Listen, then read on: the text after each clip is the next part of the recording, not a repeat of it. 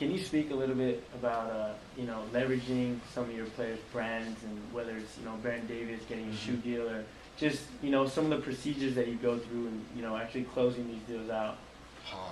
That's the best part of this job is brand building. Yeah. Because at least for our agency and myself, it's and you guys, and really just taking a step back, guys. I'm 31. I don't feel like I'm that far away from you guys as far as age, right?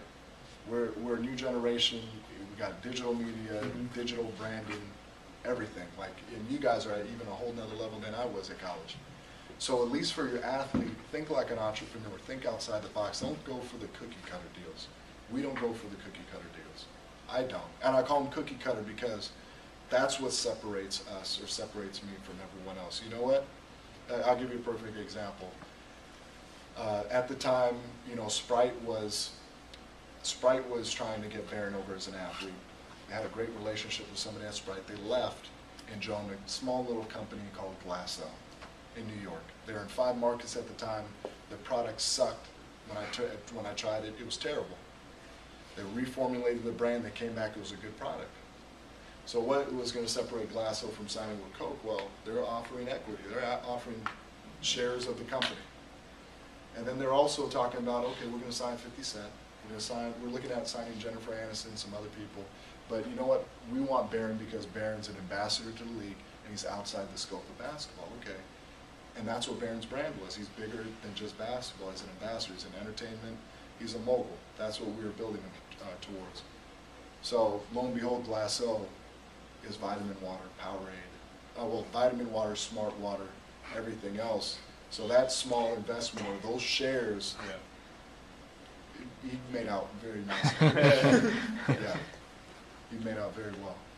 So I get back, and even with Baron, with Li Ning, Chinese shoe company, and always, and I'm sorry if I'm going off on tangents, but I'm trying to put myself back in that in that time when we were talking about the deal.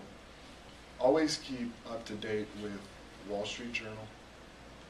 If it's basketball, Hoops Hype, any publication, any media, anything that's a buzz that's going on, because it may be that small little, bit of information that's going to help you 2 or 3 years down the road. Or it might be that relationship 2 or 3 years down the road. And I'll give you 2 examples. One was, and I'm drawing a blank right now, guys, but a player was in Miami. He signed this deal with a shoe company called Li Ning from China, and lo and behold, he had equity in the company. And he wasn't Damon Jones. Yeah, that's who it is. Damon Jones got a shoe deal from Li Ning, looked at the shoes. The shoes were great. They were of good quality, high performance. Guys were safe playing it, and he made out with I think about $300,000 at the time. Damon Jones. And if you guys understand the shoe market, or hopefully come to know what the shoe market is, to get a couple $100,000 or even $25,000 or any cash from a shoe company is a big deal.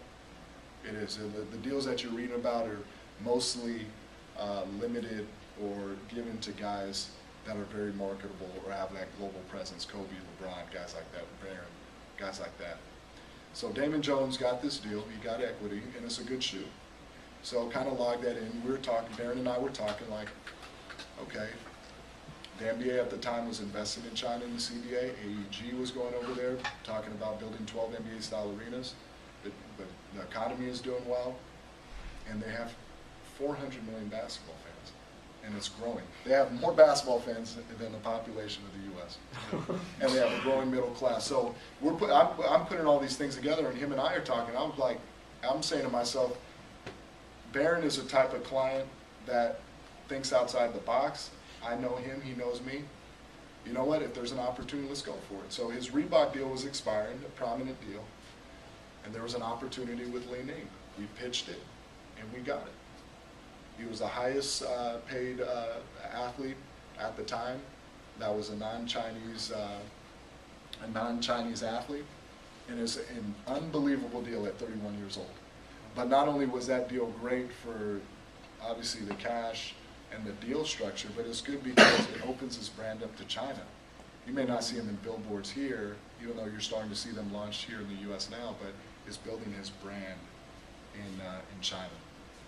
And that also led to another deal there was a venture capitalist I knew out here that was moving his office to China. He was getting involved with a lot of investments, and the more you travel, the more you interact with people in different countries, you see really how they do business, what their culture is, and things like that. And really in China, you know, they're getting more strict with their intellectual property and things like that. But you'll see something that looks like Kentucky Fried Chicken out there, but it's not.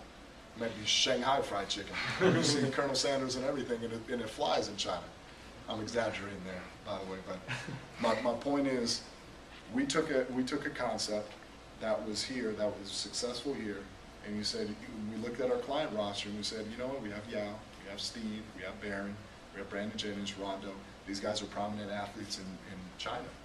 We could start brands from the ground up, launch them, give our clients equity, and now we're building companies from the ground up because they're sustainable over there. So things like that is what I'm saying about thinking outside the box.